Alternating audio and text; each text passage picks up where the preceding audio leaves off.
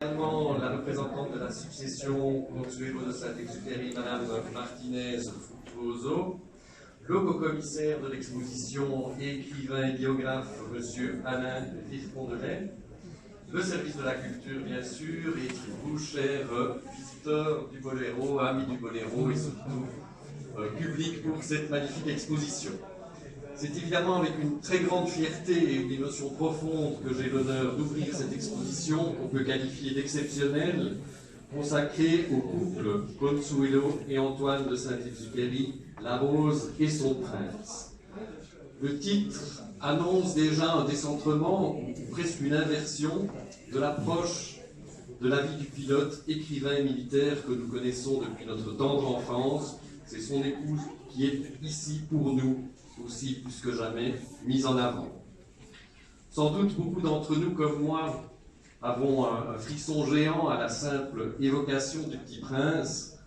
Pour faire un petit rappel, ma grande sœur, de 2 ans mon aînée, avait reçu le 33 tours du Petit Prince récité par Gérard Philippe, et j'ai continué quasi toute ma vie à vibrer du souvenir de cette phrase qui commence « J'ai vécu seul, sans personne à qui parler véritablement ». Jusqu'à une panne dans le désert du Sahara il y a 6 ans. Je vous laisse bien sûr vous remémorer la suite. C'est l'introduction, non pas du livre, qui commence par l'histoire d'un boa qui avale un être plus grand que lui, qui prend la forme d'un chapeau. Mais là, c'est évidemment, j'étais petit, je fais référence à ce disque que j'ai édité. Et puis, il eut l'école secondaire, avec ses lectures obligatoires, mais au final envoûtantes, de vol de nuit, ou encore de Terre des Hommes, où se déploient magistralement les valeurs humanistes d'Antoine de Saint-Exupéry. Je vais en rester là pour, évidemment, ça. Merci Monsieur Olivier Deloux, car c'est grâce à lui que cette exposition a lieu aujourd'hui en Suisse, pays qui me tient particulièrement à cœur, car c'est le pays de ma famille paternelle, qui est issue dont le berceau se trouve dans un petit village qui porte le nom de Dalp, dans le Tessin. Je remercie aussi chaleureusement et amicalement l'écrivain et biographe Alain Villefondelay, spécialiste de l'œuvre et de la vie d'Antoine de Saint-Exupéry, que nous avons rencontré, mon mari et moi, il y a maintenant plus de 20 ans. Alors maintenant, en ce qui concerne le couple, alors au sujet de Consuelo, Antoine de Saint-Exupéry avait confié à un de ses amis, qui s'appelait Jean-Gérard Fleury, qui était un journaliste et qui était aussi un ami de Consuelo, donc un ami du couple, qu'il ne fallait pas aborder sa femme avec des préjugés normaux, parce qu'elle avait une tendance anormale à la poésie et aux rêves. Et c'est en partie cette poésie et ces rêves qui ont nourri l'imaginaire d'Antoine, plus particulièrement lorsqu'il écrit le Petit Prince. Alors, malgré ce qu'on a pu dire sur Consuelo, Consuelo a joué un rôle important dans la vie d'Antoine. Elle était la fleur, il était son arbre. Mon arbre, disait Consuelo, en parlant de son mari. Je suis les racines de cet arbre, lui répondait-il. Consuelo a été une source d'inspiration pour l'écrivain. Et le nier est injuste et faux. Dès vol de nuit, la femme qui attend son pilote de mari sur le tarmac ne peut être que Consuelo. Et c'est Antoine qui exige cette présence à son retour de mission, ce qui est strictement interdit par le règlement. Il s'en moque éperdument et il accepte et il le fait quand même. Et il a donc une amende qui est prélevée directement de son salaire. Alors, dans une dernière lettre adressée à son épouse, Antoine admet que s'il était tué à la guerre, la seule chose qu'il regrettera, c'est de la faire pleurer. Et bien entendu, il est certain qu'Antoine a fait souvent pleurer Consuelo tout au long de leur vie. La poésie de Consuelo n'a pas suffi à soulager la douloureuse réalité d'une vie tumultueuse aux côtés d'un homme incapable de mener une vie calme et apaisée, d'un aviateur téméraire mais très très très courageux, et aussi d'un écrivain anxieux, doutant de tout et un peu de lui.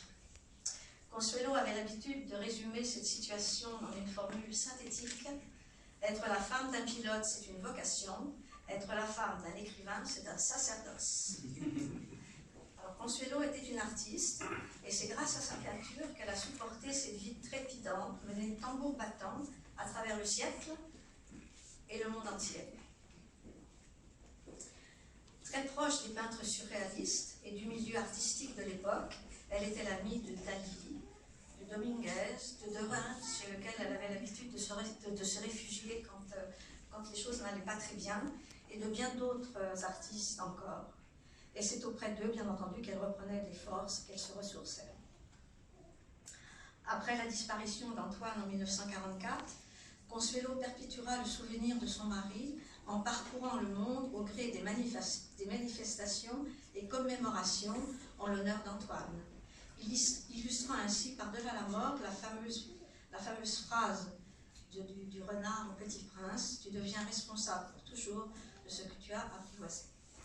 Après, je voudrais signaler quelque chose qui m'a un petit peu amusée. C'est qu'il y a deux chanteurs de notre époque, que je pense que tout le monde connaît, qui se sont intéressés et à Antoine et à Consuelo. Alors le premier s'appelle Calogero, et dans une chanson intitulée Vol de nuit, il écrit « Si je suis descendu, je ne regretterai rien, j'étais fait pour planter des fleurs dans mon jardin ». Et l'autre personne qui a dédié une chanson à Consuelo, c'est une chanson qui s'appelle tout simplement Consuelo, c'est Alain Souchon. Et il écrit une chanson qui est à la fois pour Consuelo et pour son mari. Consuelo doucement pleure, son amour, son inquiétude traverse l'Atlantique Sud dans un petit avion de fer, dans les orages et les éclairs. Il a tant de choses à craindre dans le tonnerre des 8 cylindres qui montent vers l'idéal, ce qui est bien en poème de Saint-Exupéry, et Consuelo sous les étoiles, doucement elle pleure. Donc je trouve que le couple a souvent un peu d'actualité, même maintenant. Voilà. Et son équipe, mesdames et messieurs, chers amis. Certains ici le savent, cela fait près de 20 années, comme l'a souligné Madame Martinez, que nous employons la succession Consuelo de Saint-Exupéry, certains de ses amis et moi-même, à mettre en valeur les archives que Consuelo de Saint-Exupéry a rapportées des États-Unis d'Amérique et qui sont en vérité les archives non seulement du couple à New York, mais aussi, et pour beaucoup, celles d'Antoine de Saint-Exupéry lui-même, qui avait l'habitude le plus souvent d'emporter avec lui, quand il s'agissait de longs séjours qu'il entreprenait, des traces de sa vie qui pouvaient quelquefois apaiser sa mélancolie. Ces archives que protégeait l'ayant droit de Consuelo de Saint-Exupéry, le très regretté José Martinez Fructuoso, auquel nous rendons ici hommage en lui dédiant d'une certaine manière cette exposition, qui fut le secrétaire et l'assistant fidèle de Consuelo jusqu'à sa mort, ont commencé à être exhumés en 2000 lors de la parution des Mémoires de la Rose, best-seller mondial, dans lesquels Consuelo, dont le grand public venait de découvrir quasiment l'existence, racontait sa vie de couple avec Antoine.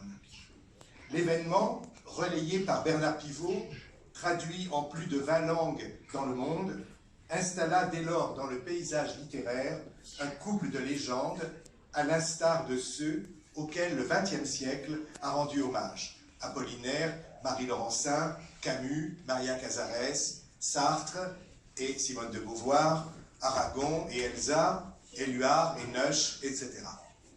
Consuelo, donc, ressuscité d'entre tous les oublis. Consuelo, ressuscité d'entre tous les effacements.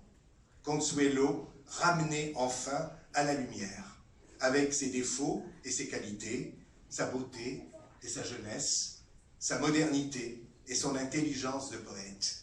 Voilà tout ce que cet événement des Mémoires de la Rose et cet avènement d'elle-même ont permis de révéler. Saint-Exupéry rencontra pour la première fois Consuelo à Buenos Aires dans des circonstances littéraires, puisque c'est à l'Alliance française, à l'issue d'une conférence qu'il tenait, qu'il eut littéralement un coup de foudre pour cette belle inconnue à laquelle il proposa immédiatement, avec sa fougue adolescente, un tour en avion au-dessus de Buenos Aires, étant alors lui-même directeur de l'Aeroposta Argentina. On connaît à présent la suite, pittoresque, romanesque, amoureuse, passionnée, bohème, traversée d'infidélité et de rupture, de retrouvailles et d'éloignement, mais jamais de reniement. C'est dans leur exil mouvementé de New York que s'écrivit Le Petit Prince, dont l'héroïne du conte est bel et bien Consuelo, baptisée La Rose, à laquelle Saint-Exupéry reviendra, tout comme Le Petit Prince, qui, après avoir accompli un voyage initiatique et planétaire, retrouvera celle qu'il n'aurait jamais dû quitter, mais qu'il avait eu soin de mettre sous cloche, de peur qu'elle ne s'évade. Et pourtant, malgré l'évidence, combien fallut-il de temps, d'années, d'obstacles à franchir pour que cette évidence soit enfin actée, inscrite dans l'histoire littéraire?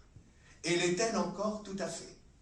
Quand j'entends certains sur les ondes radiophoniques ou même dans leurs livres continuer à colporter de fausses rumeurs sur Consuelo et à nier la part majeure qu'elle tient dans l'existence d'Antoine de Saint-Exupéry, ne servant en cela ni la recherche littéraire, ni la personne même de notre écrivain. Je remercie chaleureusement, et je peux dire que Madame Martinez, mais elle l'a fait déjà, pour s'associer à ces remerciements, Olivier Deloum, pour la part enthousiaste qu'il a prise dans cette réalisation. On lui doit notamment la mise en valeur de ces objets et de ces documents. Il a immédiatement saisi tout ce qu'une telle exposition pouvait avoir d'impact, à la fois médiatique et culturel, tant la valeur patrimoniale de ce qui est ici exposé est grande. Ce n'est encore qu'une part de ce que détient la succession Consuelo de Saint-Exupéry, grâce aux soins que Consuelo elle-même a pris pour conserver et éclairer des pans entiers de leurs deux existences, mais aussi pour expliquer et mieux comprendre l'histoire littéraire de cette époque. Il était temps, oui, de donner à voir à un public toujours fervent pour tout ce qui touche à notre écrivain pilote, ses archives et ses documents, ses objets, qui restituent dans son intimité les moments que ce couple de légendes a pu vivre, avec en toile de fond l'histoire même de la France. Pour ma part, grâce à la bienveillance de Madame Martinez, désormais légataire universelle de Consuelo de Saint-Exupéry à la suite du décès de son époux, je me suis employé depuis 1993, et plus précisément avec la succession depuis 1999, avec un travail universitaire, mais aussi avec mes intuitions de biographe, à libérer Antoine de Saint-Exupéry du carcan dans lequel on l'avait enfermé, celui du grand écrivain, pilote, mort pour la France et qui est parti rejoindre le Petit Prince sur son astéroïde. Saint-Exupéry est bien plus que cela. Un homme d'abord, avec ses faiblesses et ses révoltes, ses zones d'ombre et ses petits travers, mais surtout un immense poète du ciel, comme Vercors fut un immense poète de la mer. Un autre Rimbaud nourrit de contrastes et de paradoxes, un idéaliste mélancolique et en même temps un guerrier, un chevalier du haut Moyen-Âge, dans le droit fil de son propre lignage aristocratique. Et enfin, malgré tous ses écarts amoureux, un fervent de sa rose, souvent mal aimé, mais toujours auprès de lui, veillant sur elle. Cette exposition n'a d'autre ambition que de faire connaître ce lien et cette histoire, et de rendre ainsi Saint-Exupéry à sa belle humanité, que son épouse n'a cessé tout au long de leur vie commune d'admirer et aussi de consoler. Je vous remercie.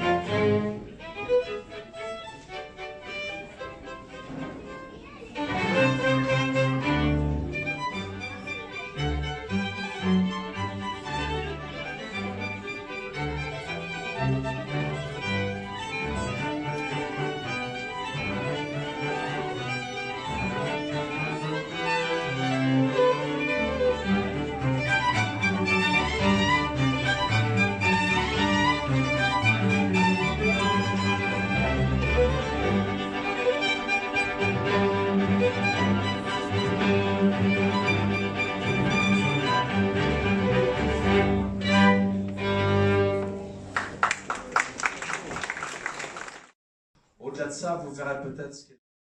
Au côté de la chambre, avec Consuelo. Et Consuelo qui m'a raconté, mais alors des anecdotes pas possibles, qui sont, c'est vrai, on pourrait peut-être les réécrire. Ah, Alain, voilà. Voilà, mais c'était avec beaucoup d'émotion et de plaisir. Je vous remercie infiniment.